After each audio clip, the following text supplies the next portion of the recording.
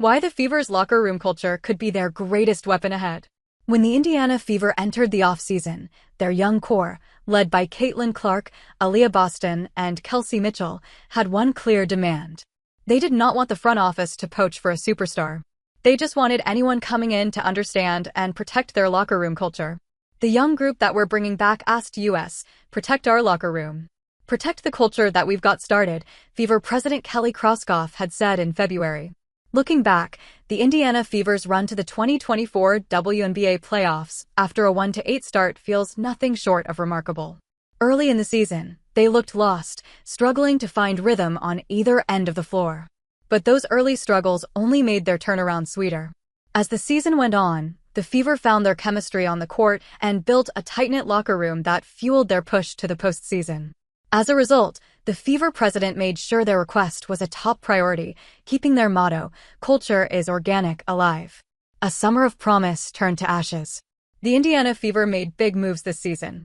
Coach Christy Sides was let go and replaced by Stephanie White. General manager Lynn Dunn, the only coach to bring a championship to Indiana, moved into an advisory role, with Amber Cox stepping in to take over. Together, Kelly, White, and Cox worked tirelessly to deliver on the promise made to the players.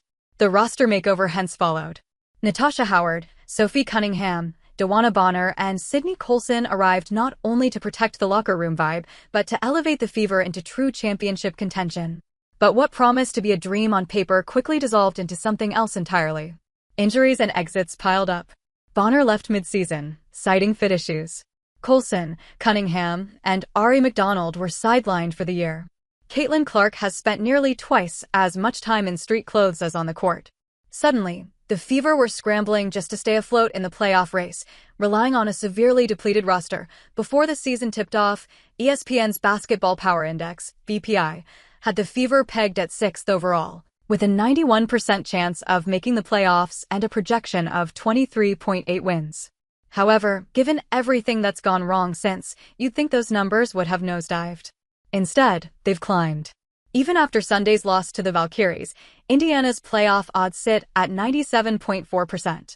Their deeper chances are slimmer, 32.5% to advance past the first round, 12.5% for the finals, and only 2.4% to win it all, but the door is still open. So, what's keeping them afloat? Natasha Howard might have given the simplest answer in an exclusive interview with Essentially Sports. At the end of the day, we're going to have each other's back. At first, it sounded like standard locker room talk. Now, it feels like the very reason the Fever are still standing.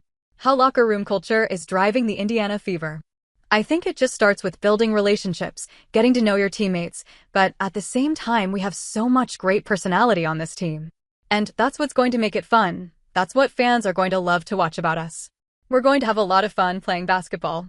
Clark said, a quote that perfectly sums up the Fever as a team.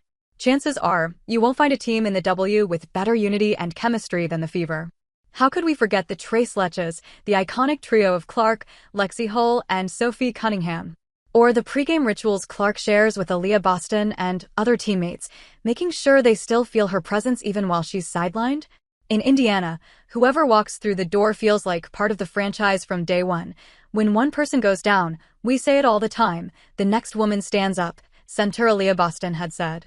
When Caitlin Clark was sidelined and Dawana Bonner departed unexpectedly, it was Ari McDonald who stepped into the gap.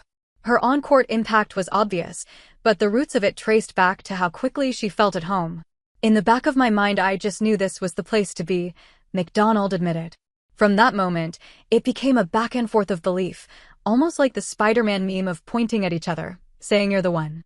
The HC would say, you came in and you impacted the ball game. You settled us down. You were aggressive. Your defense set the tone. And soon enough, McDonald would echo the culture back. Everyone's encouraging me.